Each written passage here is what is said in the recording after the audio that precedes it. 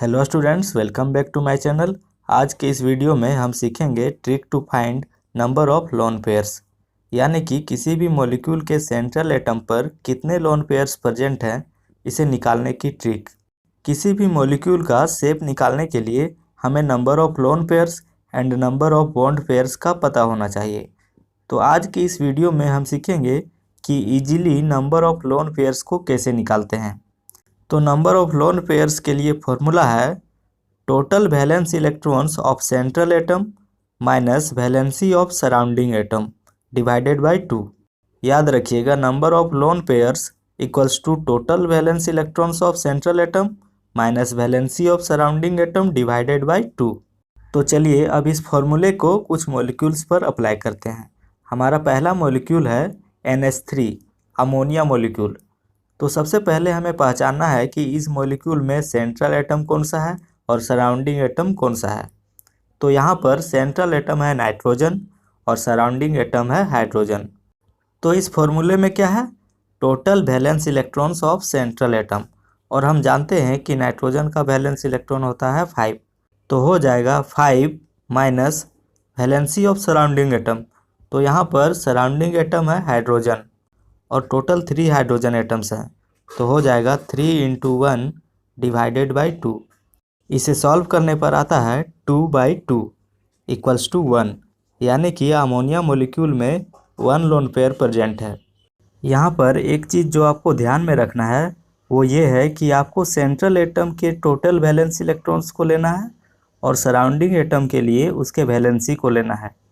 Next example is XeO3 molecule. तो इस molecule में सेंट्रल एटम है जेनॉन और सराउंडिंग एटम है ऑक्सीजन। तो इस फॉर्मूले में क्या है, total valence electrons of central atom, और हम जानते हैं कि जेनॉन का वैलेंस इलेक्ट्रॉन होता है 8। तो हो जाएगा 8 minus valency of surrounding atom. तो यहाँ पर सराउंडिंग एटम है ऑक्सीजन और टोटल 3 ऑक्सीजन एटम्स हैं। तो हो जाएगा 3 × 2 divided by 2।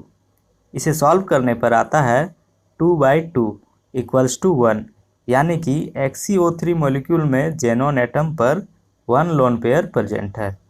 Next example is PCl5 molecule. तो इस मॉलिक्यूल में सेंट्रल एटम है फॉस्फोरस और सराउंडिंग एटम है क्लोरीन। तो इस फॉर्मूले में सबसे पहले total valence electrons of central atom है, और हम जानते हैं कि फॉस्फोरस का वैलेंस इलेक्ट्रॉन होता है 5। तो हो जाएगा 5 minus valency of surrounding atom. तो यहाँ पर सराउंडिंग एटम है क्लोरीन और टोटल 5 क्लोरीन एटम्स हैं। तो हो जाएगा 5 × 1 डिवाइडेड बाई 2। इसे सॉल्व करने पर आएगा 0/2 इक्वल्स टू 0, यानी कि PCl5 मॉलिक्यूल में फॉस्फोरस एटम पर कोई भी लोन पेयर प्रेजेंट नहीं है। Our last example is SO2 molecule. इस मॉलिक्यूल में सेंट्रल एटम है सल्फर और सराउंडिंग एटम है ऑक्सीजन, और हम जानते हैं कि सल्फर का वैलेंस इलेक्ट्रॉन होता है 6 minus valency of surrounding atom. तो यहाँ पर सराउंडिंग एटम है ऑक्सीजन और टोटल 2 ऑक्सीजन एटम्स हैं। तो हो जाएगा 2 × 2 डिवाइडेड बाई 2। इसे सॉल्व करने पर आएगा 2/2 इक्वल्स टू 1, यानी कि SO2 मॉलिक्यूल में सल्फर एटम पर 1 लोन पेयर प्रेजेंट है। तो इस तरह से easily number of lone pairs को निकाल सकते हैं।